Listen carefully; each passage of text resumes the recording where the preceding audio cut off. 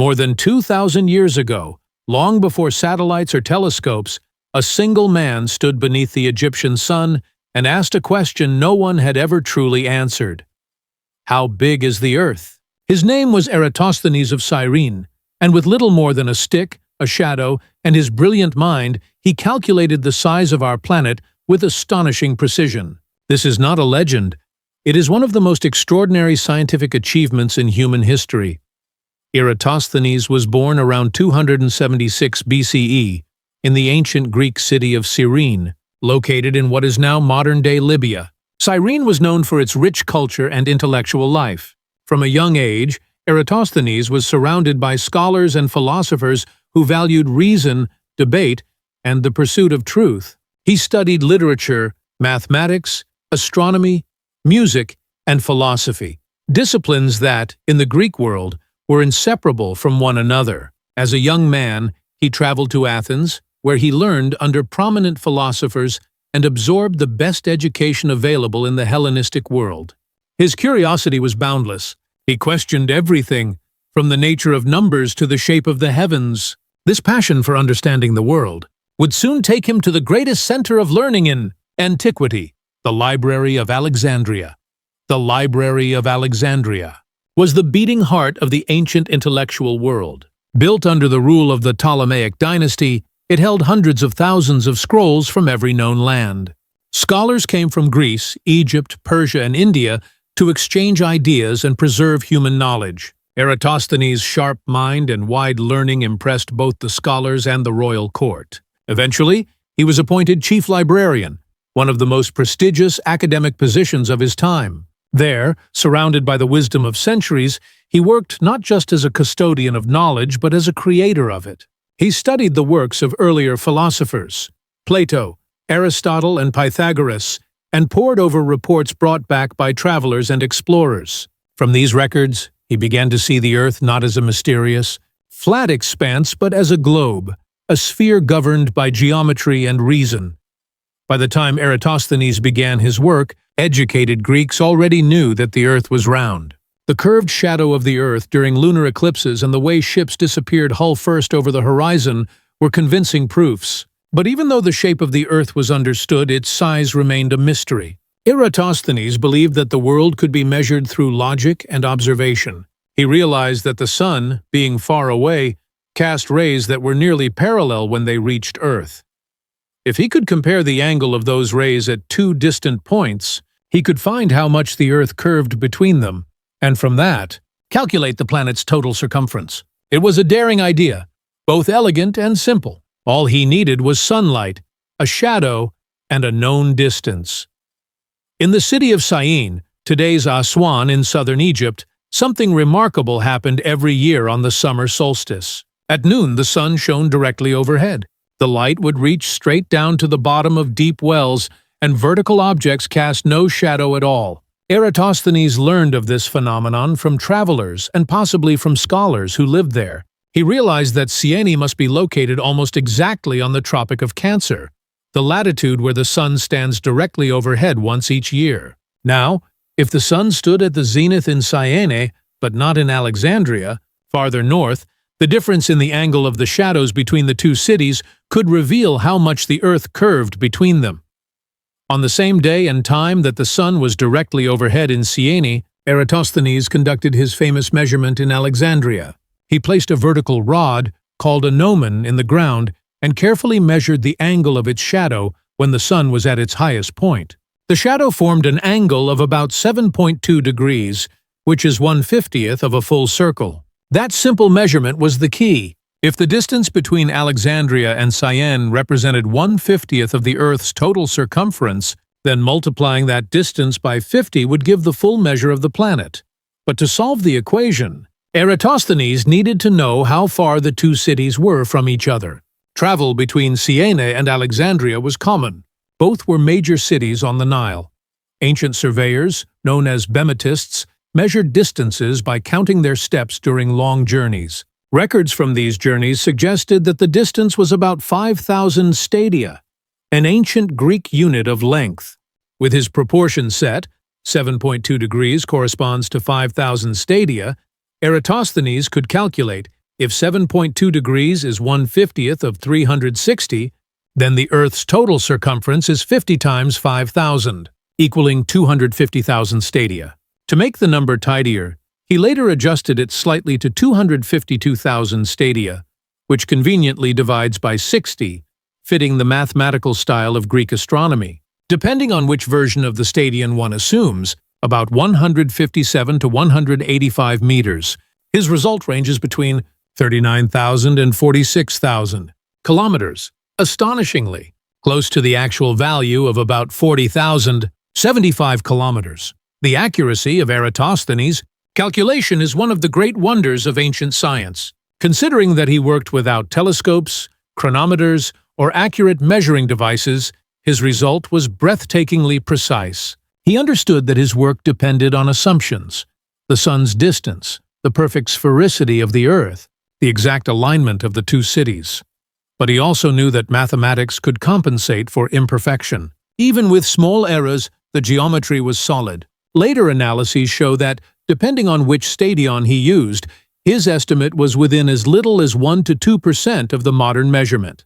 That means that with nothing more than a stick, sunlight, and reasoning, a man living more than 2 millennia ago measured the planet we live on almost exactly right. Eratosthenes was not limited to geography. He was a mathematician, astronomer, philosopher, historian, and poet. He invented the sieve of Eratosthenes, an algorithm for finding prime numbers that is still taught in schools today.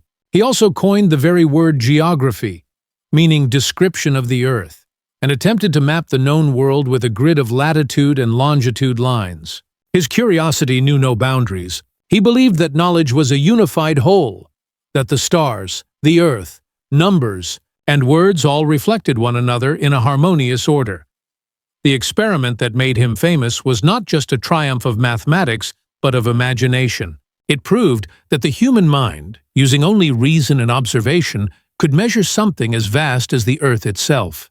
In the bright sun of Egypt, Eratosthenes united the heavens and the earth with geometry, and in doing so, he left behind one of the most enduring legacies in the history of science. Eratosthenes' calculation of the Earth's circumference was more than an impressive intellectual exercise. It was a moment that transformed the human understanding of space and distance.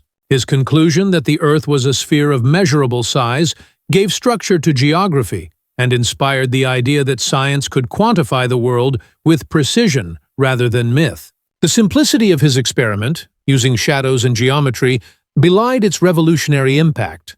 His method would echo across centuries, influencing scholars, mapmakers, and navigators who relied on the assumption of a spherical Earth long before the first ships circumnavigated the globe.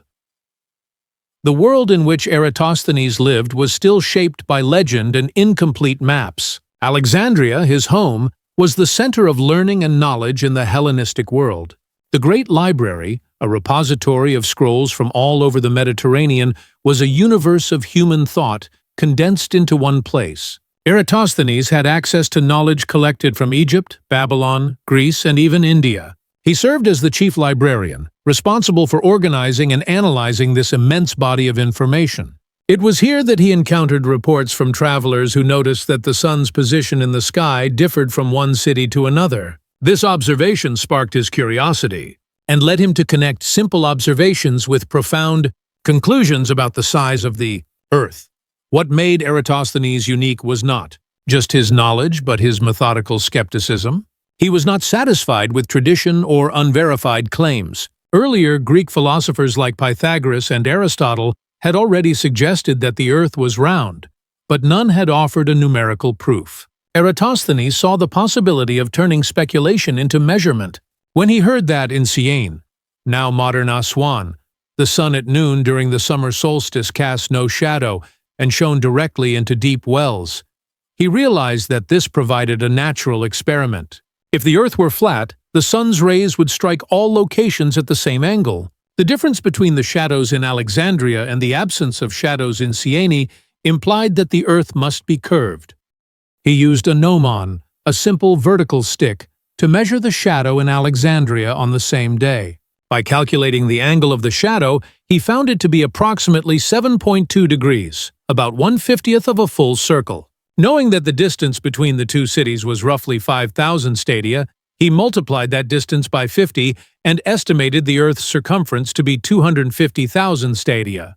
Depending on the exact length of the stadion used, this translates to about 39,000 kilometers, astonishingly close to the modern measurement of the Earth's circumference at the equator. This was not a guess. It was a scientific conclusion reached through reasoning, observation, and geometry. His success also depended on the growing administrative sophistication of the Hellenistic world. The Ptolemaic rulers of Egypt maintained accurate distance records between cities, which Eratosthenes could access. Caravans and government surveyors regularly measured routes for taxation and trade purposes. It was this merging of practical state knowledge with theoretical science that allowed him to bridge two worlds, that of governance and that of pure inquiry. In doing so, he created one of the earliest examples of applied science. The magnitude of Eratosthenes' achievement can only be understood when compared to the limitations of his time. There were no telescopes, no clocks accurate enough to measure time to seconds, no modern instruments of navigation. Yet he used what was available, sunlight, shadows, and intellect, to define the scale of the planet. His result proved that even without advanced technology, the human mind could measure the world with remarkable precision. His method would later be studied by Islamic astronomers during the Abbasid Caliphate, who refined and confirmed his calculations using more precise instruments in Baghdad and Damascus. Beyond his famous measurement, Eratosthenes was a polymath in the true sense of the word. He wrote works on philosophy, poetry, mathematics, and history. His lost book, Geographica, is considered one of the earliest attempts to systematize geography as a science. In it, he divided the Earth into zones based on climate and introduced the use of parallels and meridians, the conceptual ancestors of modern latitude and longitude. This framework allowed mapmakers to describe locations not just by proximity, but by their geometric relationship to the globe itself. He also attempted to map the known world using data from explorers and travelers. His maps place the inhabited world, the oikumene, at the center, stretching from the Pillars of Hercules in the west to India in the east, and from Ethiopia in the south to the northern lands of Scythia. He was aware that beyond these limits lay regions unknown to the Greeks, perhaps even other inhabited continents. While he could not prove their existence, his insistence that the Earth was round opened the intellectual door for future explorers to imagine lands beyond the horizon. In addition to geography, Eratosthenes made contributions to mathematics, particularly in number theory. His method, known as the sieve of Eratosthenes, remains one of the simplest and most elegant algorithms for finding prime numbers. It systematically eliminates multiples of each integer, leaving only prime numbers in a sequence, a method still taught to students today. His curiosity spanned both the heavens and the abstract world of numbers, connecting the cosmic scale with the logical precision of mathematics. Despite his brilliance, Eratosthenes was modest in his self-perception. Ancient accounts suggest he referred to himself as a philologos, meaning a lover of learning, rather than a philosopher or scientist.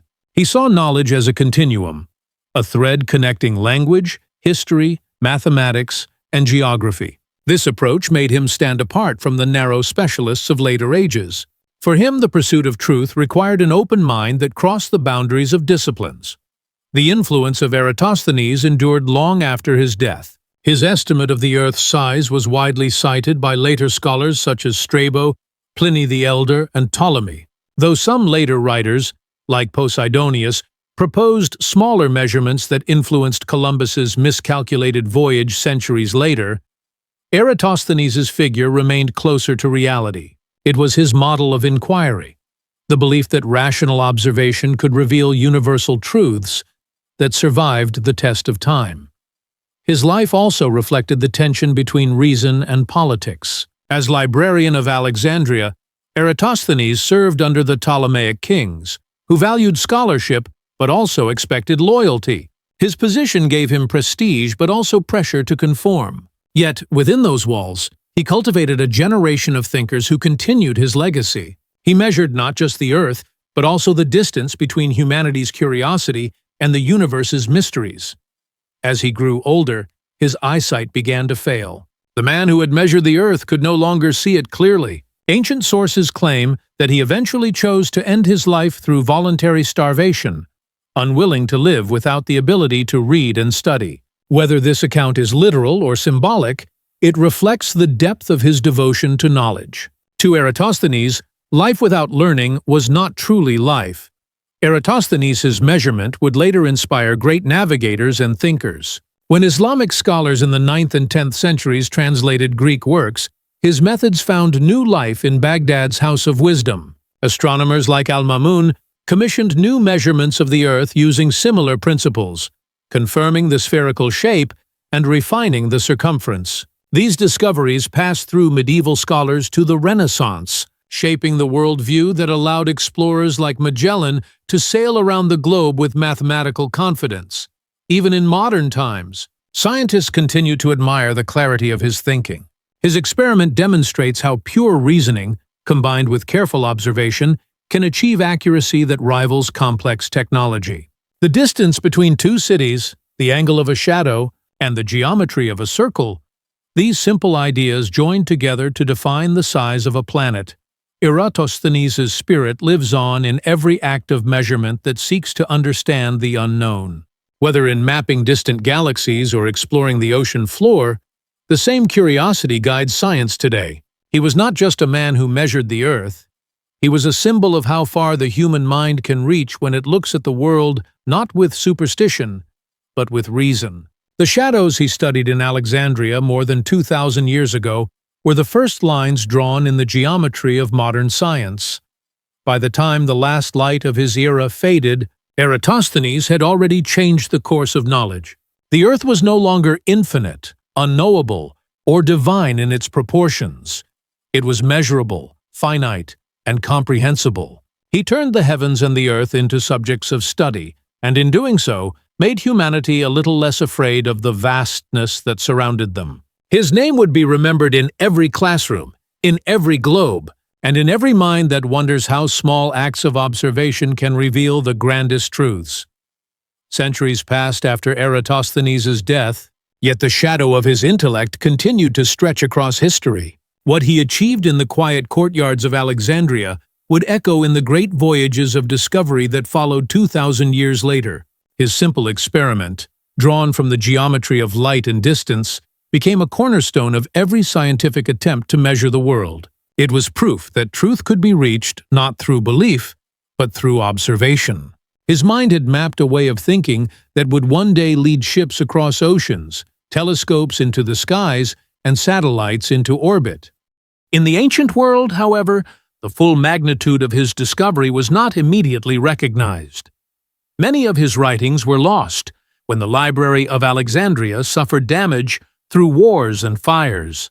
Only fragments survived through later writers.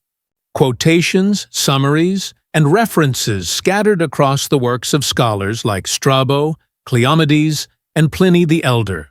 From these, historians pieced together his experiment, like a mosaic of reason reconstructed from the ruins of time. Even in fragments, the clarity of his logic shone through. He had not merely guessed the size of the earth, he had measured it, and that act, so deceptively simple, became a symbol of humanity's capacity to understand its place in the cosmos. For the thinkers of the Middle Ages, Eratosthenes was a figure from a golden age of knowledge. In the Islamic world, where science and translation flourished, his work was preserved and expanded upon. Scholars in Baghdad's Beit al-Hikmah, the House of Wisdom, translated Greek scientific texts into Arabic, and with them, the mathematical traditions of Alexandria were reborn. Astronomers such as Al-Farghani and Al-Biruni drew from Eratosthenes' principles, repeating and improving his methods to measure the Earth's circumference with astonishing precision. They understood what he had achieved, a method that did not depend on faith or authority, but on evidence. It was the language of geometry that connected civilizations, Greece, Egypt, Persia, and later Europe, across centuries. Meanwhile, in the Western world, where many ancient texts had been forgotten, His ideas survived only indirectly. When medieval European scholars began to rediscover classical learning, they encountered Eratosthenes' name in the commentaries of others. Ptolemy's Geographia, itself influenced by earlier Greek geographers, carried traces of his thinking. The idea that the earth was round and measurable never fully disappeared. Sailors, navigators, and theologians debated the shape of the world, but within scholarly circles, the notion of a spherical earth remained consistent. This quiet endurance of reason ensured that when the Renaissance dawned, the seed planted by Eratosthenes could bloom again. During the Age of Exploration, as Europe turned its gaze toward the unknown seas, the need for accurate geography became urgent. Maps were no longer works of art or symbols of empire. They became tools for survival. Sailors needed to know where they were, how far they had traveled, and how to return home. In this pursuit, they relied on the mathematical legacy of Eratosthenes. Though they may not have known his name, every compass reading, every latitude measurement, every calculation of distance owed something to the method he had invented in ancient Alexandria. His intellectual lineage ran through Hipparchus and Ptolemy to the navigators of Portugal and Spain, and then to the great voyages that redrew the boundaries of the world. In the 15th century, when scholars translated Arabic scientific works back into Latin, Eratosthenes was rediscovered. His name reappeared in European manuscripts, celebrated as one of the first men to measure the earth. Renaissance scientists admired him not only for his genius, but for his courage, the courage to trust reason over myth. He became a model for thinkers like Copernicus, Galileo, and Kepler, who believed that nature could be understood through mathematics. His method, using light, angle, and distance, was a prototype of experimental science itself. It was as if a voice from 2,000 years earlier had whispered to them that the universe could be measured, not just imagined. As modern science advanced, Eratosthenes' reputation grew even stronger. Historians came to regard him as the father of geography, not because he discovered new lands, but because he gave humanity a way to describe them. He transformed geography from storytelling into measurement. The ancient Greek word geographia literally means writing about the earth. Eratosthenes made it the writing of numbers, coordinates, and proportions. In his hands, geography became a science, one that could be verified, corrected, and refined. In the modern age, his experiment is still taught as one of the most elegant in the history of science. School children all over the world have replicated it using 2 sticks, measuring shadows on the same day in different cities, and calculating the Earth's circumference with results not far from his. His method remains timeless because it demonstrates a profound truth. Understanding does not require complexity, only clarity. By aligning human observation with natural law, Eratosthenes created a model for how all science should work. Every time someone conducts an experiment based on logic and evidence, they are following his example. The rediscovery of his method also inspired later scientists to think more deeply about measurement itself. When Isaac Newton formulated his theory of gravitation, he needed an accurate value for the size of the Earth to compute its mass. He turned to measurements that ultimately traced their lineage to Eratosthenes. When French scientists in the 18th century defined the meter, they used the meridian arc of the Earth, again echoing the principle first demonstrated in Alexandria. Even the modern definitions of planetary sizes, orbital distances, and global coordinates rest upon the foundation he built. The circle he measured has become the baseline for all other circles we now trace through the universe. Eratosthenes also left behind a deeper philosophical legacy. His work represented a triumph of reason over perception. To the naked eye, the Earth appears flat. The sun appears to move across the sky. and the horizon seems to end the world. But Eratosthenes trusted geometry more than sight.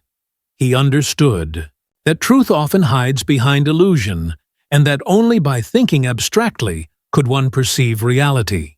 This mindset became the foundation of all scientific reasoning. The idea that knowledge must be tested, measured, and proven, not simply believed. As time went on, artists and writers also found inspiration in his story. To them, he symbolized the power of the human intellect to transcend limitation. They saw in his life a metaphor that even when confined to one corner of the earth, the mind can grasp the whole of it. His image appeared in paintings, his name in poems, his method in textbooks. His legacy had crossed from science into culture, becoming a part of humanity's shared heritage of curiosity. Today, when scientists measure the distances between galaxies or map the surface of Mars, they are performing acts of Eratosthenes' spirit. His principle, that the universe can be measured through observation and mathematics, continues to guide exploration. In 1977, when NASA launched the Voyager probes carrying a golden record of Earth into space, it included diagrams showing the position of our planet relative to the stars. The knowledge encoded there owes its existence to the lineage of thought that began when a man in Alexandria measured the earth with a shadow and a stick. His story also carries a human lesson. Eratosthenes lived in an age when superstition, myth, and divine authority often clouded truth. Yet he dared to ask questions others ignored. He did not worship the sun as a god. He studied its behavior as a phenomenon. He did not fear the unknown curvature of the earth. He sought to define it. His courage to think freely was as significant as his scientific discovery. In that sense, he not only measured the earth, he measured the strength of the human spirit against ignorance. Though we know little of his personal life beyond his scholarship, his legend has outgrown the details. He stands among the greatest minds of antiquity, Archimedes, Euclid, and Aristotle, as part of a lineage that shaped civilization. His contributions bridged cultures, linking Greek mathematics with Egyptian geography, and his legacy continues to link ancient wisdom with modern science. The Earth he measured is now mapped in exquisite detail by satellites and digital imaging. Yet the principle behind those maps remains his, the union of mathematics and observation. If he could see the world today, the global networks of knowledge, the images of Earth from space, the measurements of cosmic background radiation, he would recognize the same curiosity that drove him in Alexandria. He might smile at the precision of modern instruments, but would understand that their essence is the same geometry he used 2,000 years ago. The sticks and shadows have become lasers and sensors, but the question remains unchanged. How do we measure what we cannot see? Eratosthenes' influence has also reached the realm of philosophy and education. His life demonstrates the unity of knowledge, how literature, mathematics, history, and science feed one another. In a time when disciplines are divided, his example reminds us that learning is interconnected. He was not just a scientist, he was a thinker who saw beauty in numbers, poetry in geometry, and philosophy in the shape of the world. He showed that understanding the Earth was not just a technical task, but a deeply human one. Even his death, though tragic, has symbolic meaning. The loss of his sight represents the limits of the senses, while his decision to embrace death rather than live without knowledge reflects the devotion that defined him. His end became part of his legend, the man who measured the world, but could not bear to live without seeing it. It is both a warning and a tribute. Knowledge is light, and to lose it is to lose the world itself. Eratosthenes' story, therefore, is not just about geometry or astronomy. It is about what it means to be human. His curiosity, patience, and precision embody the best of human nature. He transformed ordinary observation into extraordinary insight. With a stick, a shadow, and a question, he measured the earth, and, in doing so, measured the vastness of human potential. When the sun rises over Alexandria today, it shines on ruins where the great library once stood. The scrolls have turned to dust. The marble halls have fallen silent. Yet the idea born there endures. Somewhere, in that ancient city, a man once looked at a shadow and imagined the world. That moment of imagination, multiplied by courage and refined by reason, defined the path of science forever. Eratosthenes showed us that knowledge begins not with answers, but with the courage to ask and to measure.